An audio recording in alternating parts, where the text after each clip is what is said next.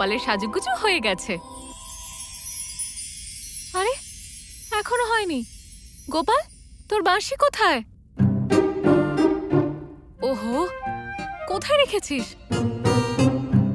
সবসময় তো তোর কোমরেই আটকানো থাকে, কোথাও আবার ফেলে আসিসনি তো? যশোদা, বলরামকে তো আমি তৈরি করে দিয়েছি। আমাদের গোপালের কি অবস্থা? না দিদি, এখনো নয়।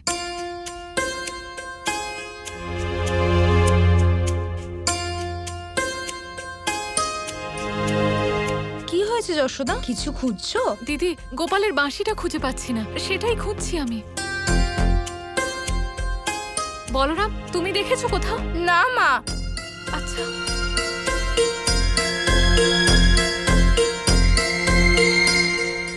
আবার বাঁশি কোথায় রেখে দিলে গোপাল? আমাকে কি বলছেন দাদা?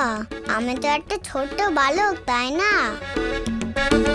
তুমি ছোট্ট সাদাসিধে বালক। তুমি যে কতটা সাদাসিধে সেটা শুধুমাত্র আমি জানি। এখন এটা জানার সময় যে বাঁশিটা কোথায়। আপনি বাঁশি খুঁজতে মাকে সাহায্য করুন। সাহায্য? এবার তুমি দেখবে আমি কেমন সাহায্য করি। যশোদা, তুমি চিন্তা করো না, বাঁশিটা এখানেই কোথাও আছে। মা, এমনিতেও গোপাল তো এখনো বাঁশি বাজাতে জানেই না। বাঁশি তো কেবল ওর কোমরেই বাঁধা থাকে। আমার সাহায্য কেমন লাগলো গোপাল? কি বললেন আপনি দাদা? আমি বাঁশি বাজাতে পারি না। হ্যাঁ, তুমি তো এখনো ছোট্ট বালক, তাই না? আমার সাথে চলো না। ছলনা তো করতেই পারি, ছলনাময়ীর দাদা বলে কথা। হ্যাঁ যশোদা, গোপাল বাঁশি বাজানোর জন্য এখনো অনেকটা ছোট। ওর যখন বাঁশি বাজানোর বয়স হবে তখন না হয় ওকে নতুন বাঁশি দেব। আরে না না দিদি, বাঁশি ছাড়া আমার গোপালের সাজ সম্পূর্ণ হয় না। বাঁশি তো লাগবেই। দেখেছেন দাদা, মা আমাকে আপনার থেকে বেশি বোঝে।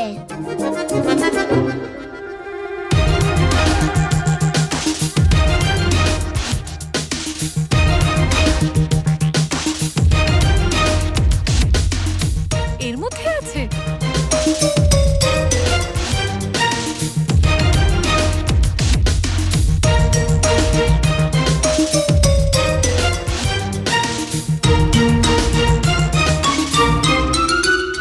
এই তো। দেখলে, পেয়ে গেলে তো? পেয়ে গেছি আমার সোনার বাঁশি। আর কোমরে বেঁধে দিয়ে আয়।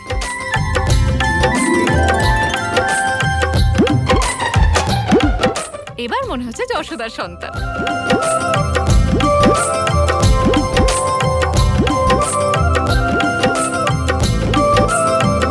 চলো, এবার দুই ভাই মিলে একটু বিশ্রাম করে নাও।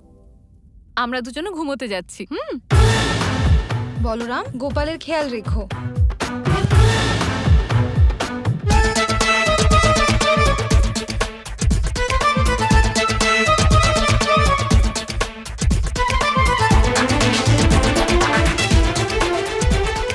আপনি এভাবে কি করে ঘুমোতে পারেন দাদা?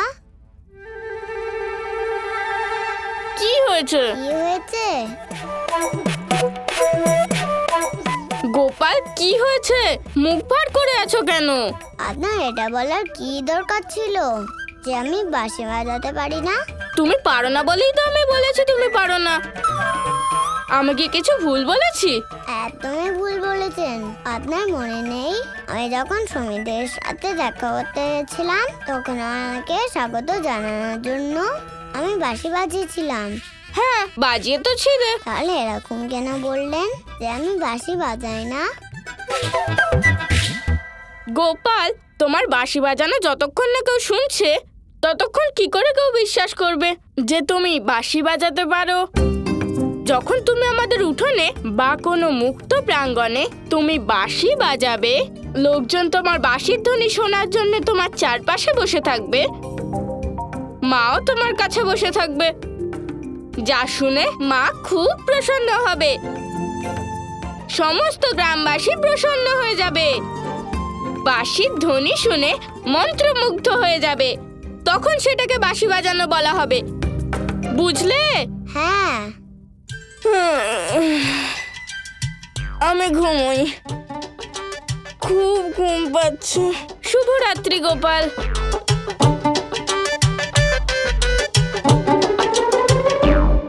ঠিক আছে, তাহলে এই কথা দাদা। এবার তাহলে দেখবেন এমন বাঁশি বাজাবো যা শুনে মায়ের সাথে সাথে সম্পূর্ণ জগৎ, পশু পাখি গাছ সবাই আমার বাঁশির সুরে আনন্দ পাবে। কি কি বললে তুমি? যা আপনি শুনলেন। এটা তো খুবই আনন্দের কথা গোপাল। কবে বাজাবে বাঁশি বলো না, এখন বাজাবে তুমি? এখন নয়, সঠিক সময় আসলে, সেই সময় সেই দিন মায়ের জন্য এক বিশেষ দিন হবে, দেখবেন আপনি। এখন তো আমিও তার জন্য আগ্রহী গোপাল, আর অপেক্ষা করতে পারছি না। মাকে অবাক করার আগে এখন কংস মামাকেও অবাক করার সময় এসে গেছে। তার মানে কংস মামাকে চমক দেওয়ার জন্য আবার কি নতুন পরিকল্পনা করছো? আমাদের রং তো উঠে গেছে, পরিষ্কারও হয়ে গেছি, আমাদের দোল খেলা সম্পূর্ণ হয়ে গেছে। কিন্তু কংস মামার হোলি খেলা এখনো শেষ হয়নি। তার মানে কংস মামার হোলি খেলা তো এখনো বাকি আছে দাদা।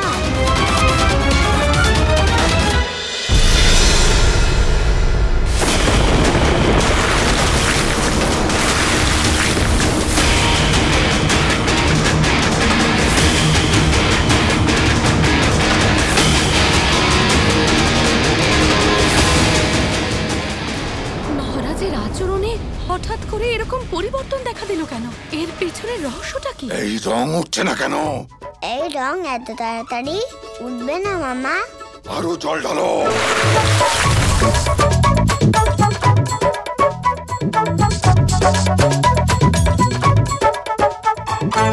কে সেই মূর্খ যে মহাবলী কংসকে রং লাগিয়েছে? কে সে?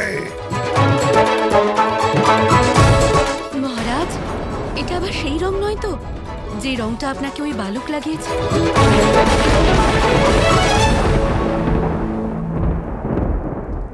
না, এটা কখনো হতে পারে না।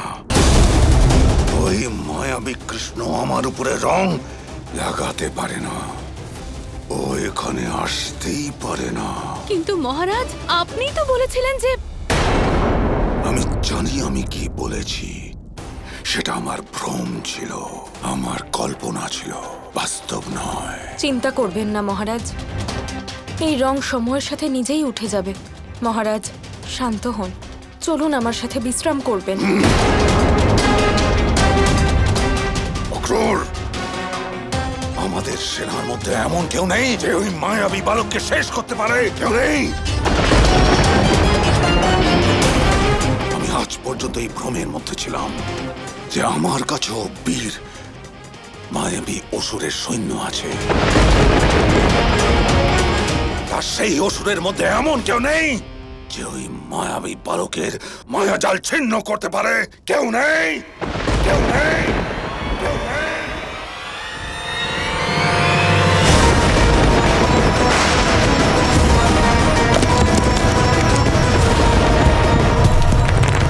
গোপাল, কংস মামার গলার স্বর শুনে এ আবার কোন নতুন অসুর জাগ্রত হলো?